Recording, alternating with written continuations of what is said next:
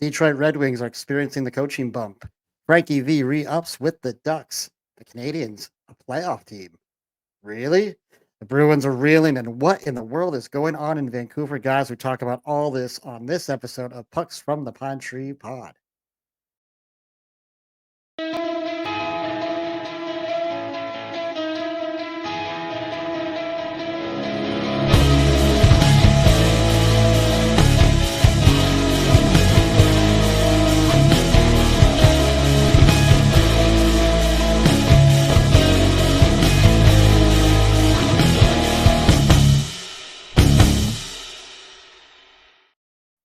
Well, welcome in, everybody. This is Pucks from the Pine Tree Pod, Season 1, Episode 88. I'm your host, Benjamin Kennedy. Happy Tuesday.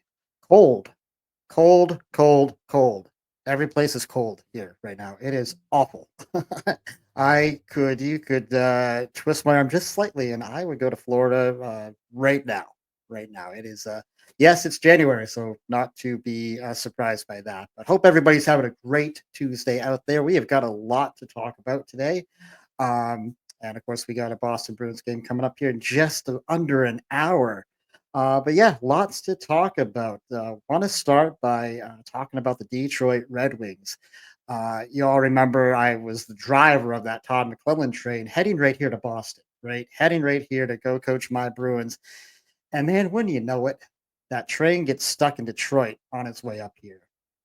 Just so happy for him and happy for the Red Wings. But I had a definite grumble moment when McClellan got that job there. Of course, guys, he's a career 1,149 games coached in the league, 602, 413, and 134 record. That's a 582 winning percentage. Playoff record 42 and 46. Did have some playoff successes there with the Sharks back in '09, uh, 10 and 10 and 11 seasons.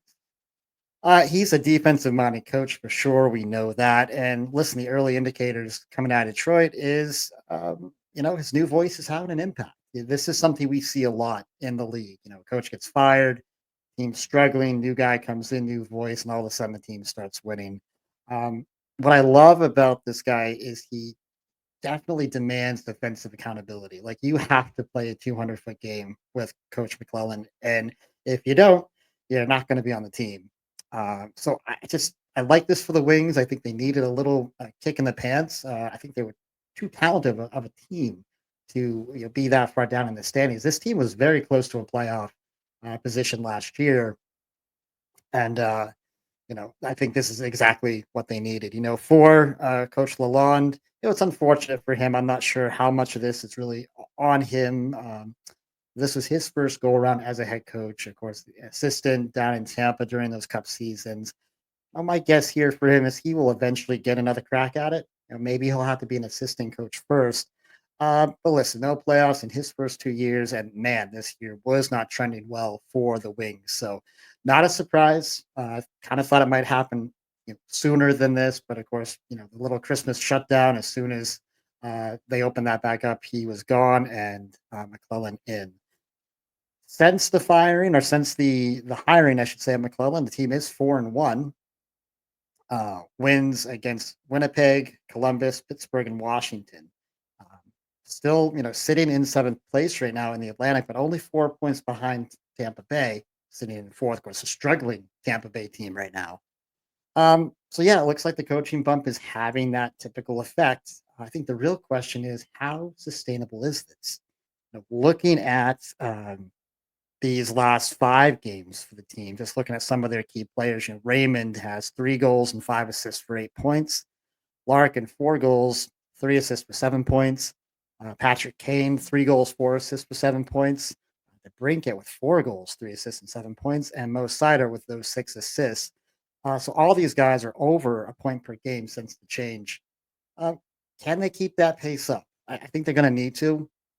A lot of teams they still have to climb over, but they've put themselves kind of right back in the conversation a little bit here. Looking at their next few games, are winnable games on the schedule, guys. They've got Ottawa tonight, Chicago on Friday, Seattle on Sunday, and the San Jose Sharks on Tuesday, all at home. So listen, this is a good stretch. Winning 4-1 since the change, and very winnable games here on the schedule. Does get harder after that, but they do have a runway to keep this thing going. So they, of course, were my pick to be the wild card two this year. So um, maybe they got a chance. Maybe they got a chance. We'll have to wait and see.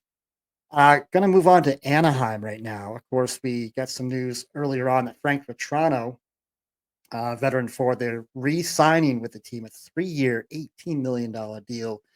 Deferred money involved in this as well. He also has a 17 no trade clause that goes with the contract. Now, he was set to become a UFA this season. This was a guy that I've always liked. He was a target that I kind of had on my short list of a player I hope that Boston would go after. Of course, he's a Massachusetts guy. He started here in Boston back in 2015, and just one of those players I was a little, miffed when they let him go. I really liked him when he played here, and he's had a really good run of it there in Anaheim. In his career, 602 games, 171 goals, 123 assists, 294 total points, 34 playoff games, has 16 points there, 7 goals, and 9 assists. And should mention, I believe they just had a baby out there. So congrats to the Vatrano family for that. Listen, he's passing on his UFA year. He was set to become a UFA at the end of the year. And the fact that he signs his contract now, it tells you a lot about what he thinks of the direction of the Ducks at this point in time. There seems to be life there. Listen, finally, this team, we've been waiting for all these draft picks, all these young players out there to kind of figure it out. And listen, team has won 4 to 5, and against some really, really good competition too. Edmonton, New Jersey, Winnipeg, and of course Tampa was the last one there. So, they're winning games and they're beating good competition. Sixth place in the Pacific. So, still not sure if they're a playoff team. I don't think they're a playoff team this year. I didn't have them as a playoff team, and um, I think they're still maybe a year away from really competing for one of those spots, but we're seeing some signs of progress. And I think that's so important for this group. Coach Greg Cronin, he's getting the buy-in with these young guns, and they're no longer this doormat of a team that they always have been. You've got defensemen like Gudis. Of course, they make the Truba trade with the Rangers out there. And, now when you play these guys, these are big physical guys, you got to keep your head up. And that wasn't always the case with Anaheim. And listen, I love the fact that Greg Cronin, of course, has all these ties here to Maine, with Colby College and with UMO. So yeah, I'm kind of sort of hoping and kind of cheering for them a little bit quietly. Again, not sure if they're a playoff team this year. I don't think they are, but nice to see some life. And again, you get one veteran like Vatrano who says, "Hey, I'm going to stay here. I want to make this my home and my my next few years," and giving up a UFA opportunity. I think should say a lot about, or two, I should say, other UFAs going forward. They're going to have some money to spend, so this will be really, really curious to see what Anaheim looks like moving forward. Um, don't have Gibson listed down here, but the Gibson situation, as a longtime goalie there, does he get moved finally? That's going to be something to watch as we get into the second half of the season as well. Um, Probably the story of the day for me is the Montreal Canadiens. As we sit here today, the Montreal Canadiens are a playoff team. Like, what? They are sitting in that wild card two spot. Like, what happened here? Like, I didn't see this at all. Going back to the end of November, they were either at or very near the bottom of the league. I want to say they were like 1 point out of being dead last in the entire league. Um, Unexpected? Yeah, I think that's fair to say. Unexpected. 8-2 over their last 10. I'm going to list off the teams they've beaten: Florida, shutout; Tampa, Vegas, Colorado. Not only beating these teams, but beating them on the road. These are tough buildings to win in. And getting an overtime win last night at home against Vancouver. We'll talk about Vancouver later. Um, Pretty impressive, I would say. You do have rookie and former BU defenseman Lane Hudson up there. He's leading now all rookies in points: 3 goals, 27 assists with 30 points so far. truly an exciting young player. As a defenseman, as a young defenseman, a bit of a risk reward with his game and with his defensive play right now, but you kind of put up with that with young guns and young players. But early returns here, guys. If you're a Canadians fan out there, you should be very, very happy and very excited with what you're seeing out of Hudson and out of this group. I was texting with a friend last night, one of my uh, Montreal Canadian friends, and his quote was, "They're actually fun to watch for the first time in years." And listen, I'm a Bruins fan. I shouldn't be cheering for that, but I'm like, you know what? That's great. Good. Listen, the league is just better when they're relevant. It just That's just the truth. We know this. Um, but are we buying this run right now? Is this something we can buy into? Good competition. Can they sustain this? That's always going to be the question. 8-2 is great, but if you follow that up with a 3-7 stretch or a 2-7-1 stretch, you're just going to get passed by a whole bunch of other teams that are right behind you. That Eastern Conference is so tight right now. So I'd say, if they can pace at a 7-3 over the next 10 or something in and around that, maybe we can start buying it a little bit. Looking at their upcoming schedule, they're at Washington versus Dallas, at Utah, at Dallas versus Toronto versus New York Rangers versus Tampa, at Detroit versus New Jersey, and versus Winnipeg. Oof, baby. Tough, tough road. Just did it recently. Can they do that again? Can they pull that off again? Um, I want to buy him. I don't think I can quite yet. I need to see a little bit more. Goaltending has been really, really solid. And Montana St. Louis, finally, I mean, I think a month ago he was being talked about as maybe he gets fired. But now they're kind of rumors of, oh, maybe he's a Jack Adams candidate. Like, just this league is just crazy. It's just bananas sometimes with how reactive we are to recency, kind of recency bias stuff. So, but listen, go to Montreal. I think it's good for the team. Um, you love seeing that. Just some of that energy and some of that just the confidence building that they're getting out of this as a group. I really, really like that, and hopefully they can keep that going for themselves. So, moving on to the Boston Bruins, a little bit of a different narrative than what is going on in Montreal, but 4-4-2 over the past 10, and losers of four straight for the Boston Bruins. Yeah, they fought hard in that last one against the New York Islanders. Just a frustrating overtime game if you're a Bruins fan. They dominated that overtime for sure, but of course Horvat gets the breakaway off the Marchand shot, and that's a tough way to lose. But listen, you can't keep getting down by multiple goals. They fought that whole game, down a goal, down two goals, down two goals again. Um, just not enough energy early in that one, in my opinion.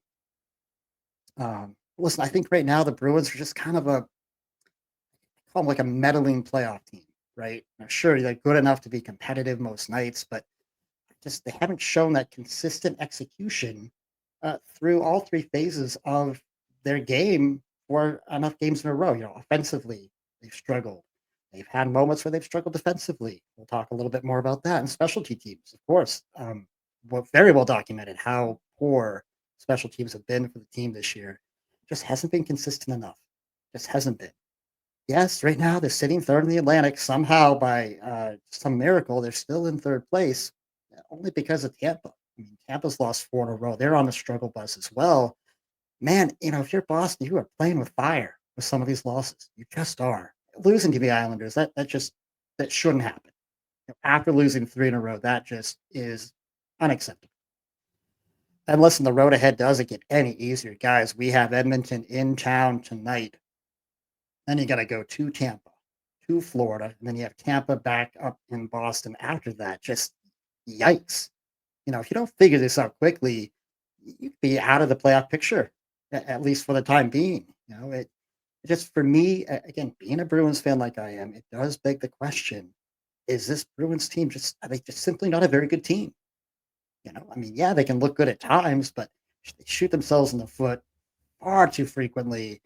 Listen, I'd love to have them shut me up tonight. I'd love to be able to put this out and then, a couple hours later have them, um, shut me up with a nice win against McDavid and the Oilers. That would go a long way, but uh, you just haven't seen enough. Power play, oh, just what do you say about the power play at this point? Like, I don't know if I have words for it. Ugly, hard to watch, momentum killer for the team, all the above, right? It's just bad, bad, bad, bad. It's at the point where I wish they could just decline the penalty and keep playing 5-on-5, right? Just it just seems like you lose so much momentum with that power play being as bad as it is. 31st in the league, 12.6%. I mean, 12, yeah, 12.6. Awful. Like I don't remember a Bruins team in the last 15 years being this bad. I'd have to look that number up, but it is bad. And I'm sorry, you're not a cup contending team if you're going to go out with power play numbers like that. You got to be able to take advantage of that. The line of just the difference between these teams is so thin. If you're not taking advantage of the power play, you're going to lose. You're just going to lose, and you're not going to be a cup contending team. Looking at how they play, just when that power play is bad, too much passing. You don't see them whipping that puck around. It's very slow at times, very predictable at times. And we know, listen, that the forward group and these units just aren't as deep as they have been in the past, and not as deep as other teams right now either. We know that. But so many self-inflicted wounds. They just got to clean it up. They got to get better. I'm not expecting them to be a top 10 or even a top 12, but man, can you be a top 20? Can he be 19th in the league? I think that would be such a huge improvement if you could get there for the Bruins. Uh, um, Speaking of struggles, let's talk about Mason Lohrei. Um, yeah, listen, we know he's a young player. We know he's highly talented. You have to put up with some mistakes when you have a young, kind of budding defensive star like we think we have in Mason Lohrei. But man, do I get nervous when I see him with the puck on that offensive blue line. It just makes me nervous. We're just seeing too many fumbles, too many just missing the puck, when it's being passed around, leading to breakaways going down the other way. Just too much of that too often lately from him. It's just been tough, tough, tough to watch. Um, he's in that space right now. I kind of think that where he knows he's got good puck skills, he's got good stick skills. I think sometimes maybe he forgets he's not at Ohio State anymore. Um, he's in the NHL, and some of those ISO plays that he tries to make on his own, they just don't work in the NHL. Listen, when they do work, he has proper space. He looks great, but sometimes he pushes that, forces it too much, and I think he just needs to learn how to make those simple plays first. And I think he also has to remember that when he's on that offensive blue line, you are the last line of defense. It just has to remember that. Of course, he's playing because Lindholm is still hurt. You do wonder if Hampus was healthy, how much would Mason Lohrei be playing right now? I don't know. Would he be in Providence? Coming out of the Cross Insurance Arena on Sunday, I was talking to play-by-play guy for the Maine Mariners, Michael Keeley, and we were talking about some of the defensive struggles for Maine in that game on Sunday. And we kind of joked. I said, "Yeah, if Lohrei continues to play the way he is, hell, maybe he'll be maybe he'll be down here in Portland with us." We kind of had a little chuckle about that. Of course, that's not going to happen. Um, but yeah, again, you have to put up with some mistakes. He's going to be fine. I think he's going to develop through this, but it's definitely hurting the team right now. Uh, did get some news on Hampus Lindholm today. Article by Connor Ryan there at Boston.com. Looks like he is back on skates today for the first time. But according to Coach Joe Sacco, no timetable for his return quite yet. So let's hope he gets back soon. The team desperately, desperately needs him. Mark Castelli. Good news here, does earn that extension, a 3-year extension, $4.7 million total. That breaks down to a $1.57 million per year contract. Love it, love it, love it. Nothing to hate here. Listen, style of play just really seems to fit what the Boston Bruins are. He looks and feels like a Bruin. Still only 25 years old, so there's I think room for some more growth there. And I just think it's a great value. for the Bees. And just something that take it off the plate. Don't have to worry about him becoming a UFA. He is here for the next 3 years. Good, good there. And last note I'll make on the Boston Bruins. Again, some good news here. David Pastrnak is heating up. Finally, we are getting some healthy portions of pasta right now. Um, Over the past 3 games, 4 goals, 1 assist for 5 points. There's 2 goals in that game there against the Islanders. So great to see this. Hopefully, this is a sign of more things to come. The Bruins need him. This is a team struggling offensively, struggling on the power play. You can get your best player going. That's great. Team needs it. And of course, we know that Czechia will not be in the Four Nations tournament. So, listen, he's going to get a nice little break coming up in February where so many other star players are going to be out there playing. So, maybe he can rest up. Um, and we'll see. But uh, good to see this hot stretch for him. And hopefully, we see more of it tonight. All right, last team we're going to talk about tonight, the Vancouver Canucks. What in the world is going on with the Vancouver Canucks? Man, it is looking like just a dramatic dumpster fire out there. I mean, I don't say this for Vancouver when they have dumpster fires that they're bad. Remember the Game 7 when Boston beat them in that 2011 Stanley Cup Final. They burned the city down, basically. It's just and, like, this is bad. 3-3-4 over their past 10. They've lost 2 straight. Yeah, Quinn Hughes, defenseman Quinn Hughes did return last night, so good there, did have 2 assists, so that's a welcome sign for the team. Of course, we know that Patrick Demko, all-world goaltender, dealing with back spasms right now. Um, reading some articles and some of his comments, he doesn't seem too worried about it. It's also hard to know how much he's really letting on. But listen, just given his history, you hope if you're a Vancouver fan that doesn't linger. A healthy Demko just would do wonders for this team. I think they really need him. They play better, I think, when he's in net. You saw what happened in the playoffs last year when he went down. It was tough. So something to be watching for. But of course, the big story coming out of Vancouver is this drama, spat, fight, whatever you want to call it, between JT Miller and Elias Pettersson. It's real. It's not being blown out of proportion. Listening to the NHL Network and listening to some voices that are close to the team. This is not being blown out of proportion by the media, like so many thought early on. And now you get reports today that the Canucks are actually listening to trade offers for both players. Yes, yikes, man! Like those are 2 fantastic players. I would take either one of them on my team anytime. Just amazing that this drama spat, whatever you want to call it, has led to the Canucks actually considering moving one of these 2 guys. Listen, we're going to look at their contracts right now. JT Miller, he's in year 2 of a 7-year, $8 million per year contract, has a full no trade clause or no movement clause.